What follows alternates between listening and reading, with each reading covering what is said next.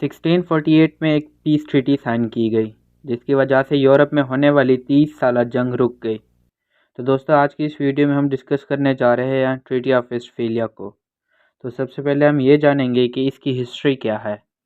Europe में काफ़ी छोटे बड़े किंगडम्स हुआ करते थे और ये सारे किंगडम्स अल्टीमेटली रोमन एम्पायर के अंडर आते थे और इस रोमन एम्पायर का हेड हमेशा पोप होता था।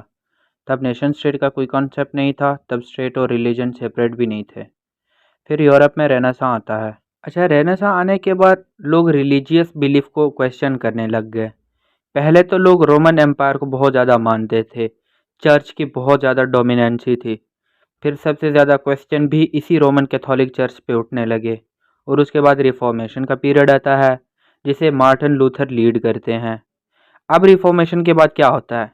इसके बाद क्रिश्चियनिटी के दो सेक्ट्स आ जाते हैं। एक को कैथोलिक का नाम दिया गया और दूसरे को ल्यूथरन्स का नाम दिया। अब जो ल्यूथरन्स थे वो किंग लूथर को मान रहे थे और जो कैथोलिक थे वो रोमन चर्च को फॉलो कर रहे थे। अब क्योंकि मार्टिन लूथर के फॉलोअर्स प्रोटेस्ट कर रहे थे तो उनको एक अलग से नाम दिया गया, प्रोटेस्टेंट। अब ऐसा नहीं था कि सिर्फ आम सब्जेक्ट ही प्रोटेस्टेंट थे, बल्कि बहुत सारे आम लोगों के साथ साथ कई किंग्स भी प्रोटेस्टेंट बन गए, जिसमें डेनमार्क और स्वीडन के किंग्स भी शामिल थे। इससे यूरोप में कॉन्फ्लिक्ट्स शुरू हो गए। इन्हीं कॉन्फ्लिक्ट्स को रिजॉल्व करने के लिए फिर 1555 में एक पीस ट्रीटी साइन की गई और ये पीस ट्रीटी साइन की गई थी ऑसबर्ग में, इसलिए इसी को पीस ऑफ ऑसबर्ग कहा गया। इस पीस ट्रीटी में ये कहा गया कि दोनों सेक्ट्स यानी कि प्रोटेस्टेंट्स और कैथोलिक होली रोमन के अंडर रह सकते हैं। जिसका किंगडम होगा रिलीजन भी उसी का होगा, यानी हुज रियल्म हिज रिलीजन। इस ट्रीटी से किंग्स के दरमियान तो पीस इस्टेब्लिश हो गया क्योंकि वो आपस में अमन सुकून से रहने लग गए। लेकिन सब्जेक्ट के रिलीजियस फ्रीडम का क्या?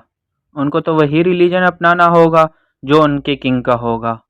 अब क्या होता है कि होली रोमन एम्पायर के अंडर हेब्सबर्ग नाम का एक बहुत बड़ा एम्पायर था, जिसका किंग कैथोलिक था, और उसी हेब्सबर्ग के अंडर भूमिया नाम का एक रीजन था जहां ज़्यादातर लोग प्रोटेस्टेंट थे। अब पीस स्टैब्लिश करने के लिए, वायलेंस को कंट्रोल करने के लिए किंग ने लेटर ऑफ मैजेस्टी इशू किया, जिसमें उनके रिलीजियस फ्रीडम पर बात की गई और उनको कहा गया कि जो रिलीजन वो अपनाना चाहते हैं वही अपना सकते हैं। और उसके बाद उसका सक्सेसर किंग आता है और वो अपने रिलीजियस बिलीफ में बहुत ज़्यादा रेडिकल था और उसने सब्जेक्ट से रिलीजियस फ्रीडम छीन ली और इस तरह भूमिया से कॉन्फ्लिक्ट्स आना शुरू हो गए। क्योंकि ये हैब्सबर्ग का वो रीजन था जहाँ प्रोटेस्टेंट सबसे ज़्यादा थे और लीड कर रहा था एक कैथोलिक, तो प्रोटेस्टेंट नहीं चाहते थे कि वो कैथोलिक के रिलीजन को फॉलो करें, तो इस वजह से कॉन्फ्लिक्ट स्टार्ट हो गए। अब फ्रांस जो कैथोलिक था वो प्रोटेस्टेंट का साथ देने लगा ताकि हैब्सबर्ग एम्पायर की पावर को कम कर सके। इन कॉन्फ्लिक्ट्स ने वॉर की शक्ल ले ली जो 1618 से 1648 तक चलती है और ये वॉर ख़त्म होती है ट्रीटी ऑफ वेस्टफेलिया के ख़त्म होने के साथ।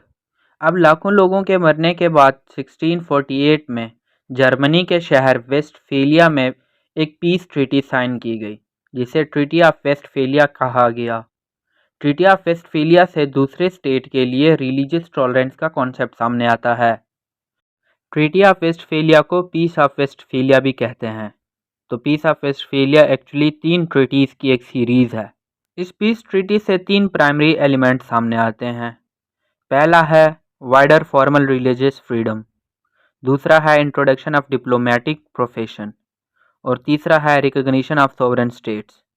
ट्रीटी ऑफ वेस्टफेलिया से पहले नेशन स्टेट का कॉन्सेप्ट नहीं था, तो नेशन स्टेट का कॉन्सेप्ट ट्रीटी ऑफ वेस्टफेलिया के बाद आया और तब स्टेट और रिलीजन सेपरेट हो गए।